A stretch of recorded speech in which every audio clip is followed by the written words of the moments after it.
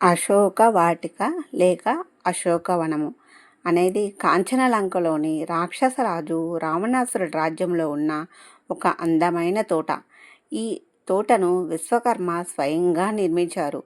సుందరకాండలో కూడా ఈ అశోకవనం గురించిన ప్రస్తావన ఉంది.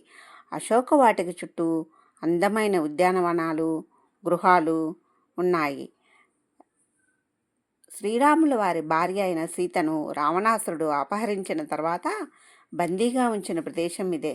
ఎందుకంటే రావణాసురుడి రాజభవనంలో ఉండడానికి సీతాదేవి ఒప్పుకోకపోవడంతో అశోక వాటికలోని సింసుపా చెట్టు కింద ఉంచేశారు రావణాసురుడు.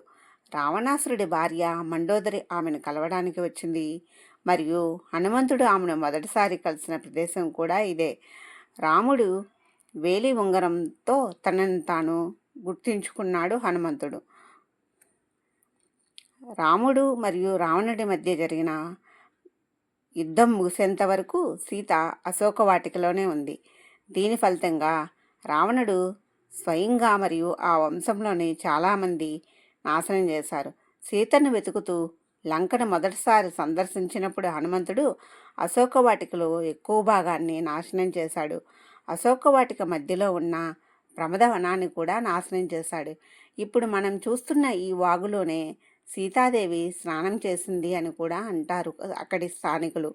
అలాగే కొంచెం మెట్లు దిగి క్రిందకు వస్తే అక్కడ హనుమంతుల వారి పాదముద్ర ఉంది. ఆ పాదముద్రను హనుమంతుల వారి వచ్చినప్పుడు ఏర్పడింది అని స్థానికుల నమ్మకం. అలాగే ఎప్పటి త్రేతాయుగము, ఇప్పుడు ఉన్నది మనది కలియుగము. కాబట్టి కాలక్రమేణా సింసుపా వృక్షం శిథిలమైపోగా ఆ స్థానంలో అమ్మవారికి గుడి కట్టి ఇక్కడ పూజలు అందుకుంటూ ఉంటుంది. ఇప్పుడు మనం చూస్తున్న ప్రదేశాన్నే అశోక వాటిక లేక అశోకవనమని స్థానికులు పూజలు చేస్తూ ఉంటారు. సింసుపా వృక్షం శిథిలమైపోయింది కాబట్టి ఆ ప్రదేశంలోనే గుడి కట్టి రాముల వారిని, సీతాదేవిని పెట్టి పూజలు చేస్తూ ఉన్నారు స్థానికులు. కానీ చాలా ఉధృతంగా ఉంటుంది వాగు. చాలా బాగుంది ఈ ఆలయము. కానీ మేము ఉదయాన్నే వెళ్ళామన్నమాట.